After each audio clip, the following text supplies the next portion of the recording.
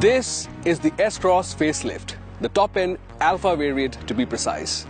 Now the older S-Cross wasn't much of a seller, but ever since the facelift came into the picture, this model's fortunes have risen, and so have the sales, which obviously means a lot more of us are looking to buy this car, isn't it? So we decided to take the S-Cross Alpha variant into our long-term test fleet to see whether the magic lasts in the long run. Before we proceed, do click on the subscribe button and the bell icon to stay up to date with all our latest videos. So far, so good. But that aside, what else do we like about the S-Cross? Now this test car joined our fleet about 2.5 months ago, and so far we've driven it for 3,000 kilometers. Prior to joining our fleet, it had already done about 6,000 kilometers. It's back from its third free service recently, and the only expenses we incurred on it were on the engine oil and the filter. The S-Cross has consistently given us a mileage of 16 kilometers per litre in the city and close to 20 kilometers per litre on the highway, sometimes even more. The smart hybrid system also features idle start-stop tech, which basically shuts off the car's engine every time the car comes to a halt to save on fuel in stop-and-go traffic situations. But that can be a bit annoying to some people. Thankfully, there's an easy fix to that. Just press this button and it'll disable the function. But aside from its focus on mileage, the S-Cross also has that premium quotient. And they get you attention. That's because of these gorgeous HID projector headlamps with LED DRLs. But these are available only in the Alpha variant and is the primary culprit for its high cost compared to the Zeta variant. But you know what? We think they're worth it.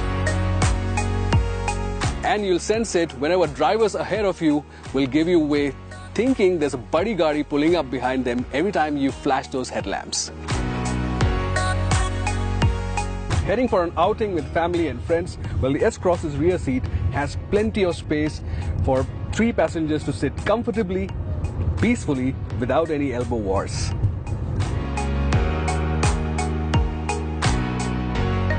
And it's not just space that makes the S-Cross suitable for long drives.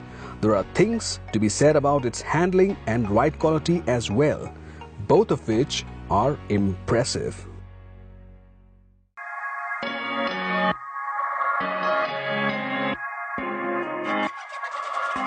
We took the S-Cross on a road trip and it just stays glued to the surface, and that inspires so much confidence when you're driving on the highways or when you're taking corners on the ghats or even during the rains.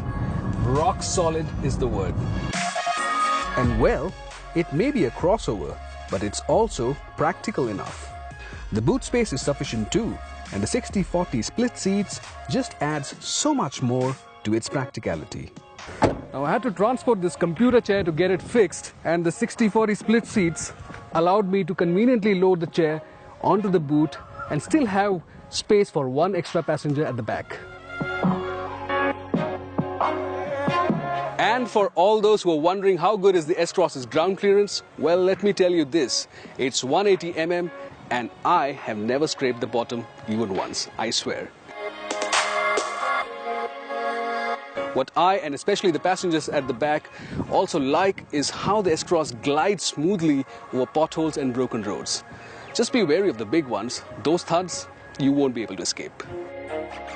Alright, so enough of the goody-goody stuff. Now let's talk about the things that we did not like, the issues, the problems that all of you want to hear. Firstly, we're happy to report that there are no mechanical issues. There are no problems with the electrics either, except for this teeny-weeny issue with the map lights. They're erratic and don't work as expected. There's something to be said about the paint quality, which looks rich on the surface but doesn't seem all that great. It tends to get these scratches quite easily, even with the slightest brush of the rivets of your denim. So you'll have to be really careful while getting in and out of the car, especially in tight parking spots. On the highway, the 1.3-litre diesel engine lacks enough punch for quick overtakes. You would require a fair amount of planning for that. The S-Cross then is best suited for cruising about calmly or if you're driving in the city. The gears slot in smoothly, the clutch is light, and the steering is nice to hold, and it makes the car easy to maneuver in the city. And then there is the SHVS system, which works its magic by giving a tiny boost during acceleration and a bigger one when it comes to mileage. So the S-Cross is a car that sits a bit under the radar, but the time we spent with it has only made its appeal stronger. Let us know what you would like to know about the S-Cross or the things you would like us to try with it. We'll get you the update in the next report, by which time we should have done 15,000 kilometers.